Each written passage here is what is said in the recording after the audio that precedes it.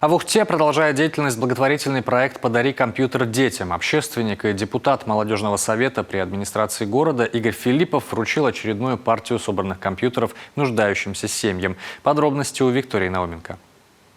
У 14 семей, собравшихся в зале Ухтинского центра творчества имени Корчевского, сегодня настоящий праздник. В их домах наконец-то появятся компьютеры. В наше время это уже не роскошь, а необходимость. Прежде всего для учебы детей. До сих пор ребята без компьютеров выходили из положения кто как мог. Ходили к знакомым или пользовались телефонами, а это неудобно. Нужно, да, уроки, чтобы делать, чтобы заниматься, как бы нужно. Это нужная вещь, как бы я считаю. Да. Как выходили из положения без компьютера до этого? Ноутбук. Телефон. Домашний интернет. Не домашний интернет, а мобильный интернет. Все-таки компьютер нужен, да. С телефоном неудобно, да? Там быстрее все, компьютер. Острая необходимость в компьютерах для школьников открылась в период пандемии и учебы на дистанте. Без компьютера порой было невозможно выполнить и отправить по электронной почте на проверку домашнее задание. Именно тогда проект родился, и Игорь Филиппов вручил первую партию собственноручно собранных машин. Не супермощных, но пригодных для учебы, работы и даже простых игр. Тогда помогал один единомышленник, рассказывает автор проекта. Раздавали в основном многодетным, малоимущим семьям. Адреса семей предоставлял отдел образования и школы. 5-я школа, вот 3 семьи было из 5-й школы, 2-я школа Дежнева.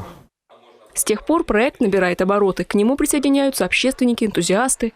С Игорем познакомился чисто случайно, то есть ВКонтакте увидел, так сказать, комментарий о том, что он помогает малоимущим семьям, то бишь собирает компьютеры и раздает их.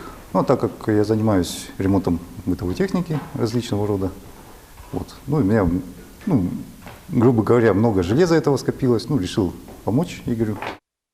Теперь Игорь Филиппов стал депутатом молодежного совета и привлек всех его участников. Помогают и целые организации.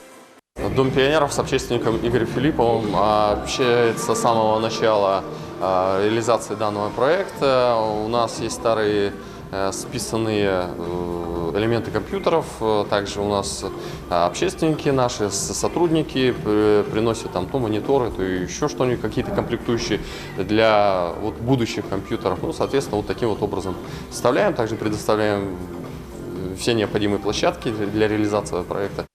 Всего за 1,5 года проект предоставил 45 компьютеров. Их получили ребята из разных школ муниципалитета, а еще Ухтинская организация родителей детей-инвалидов.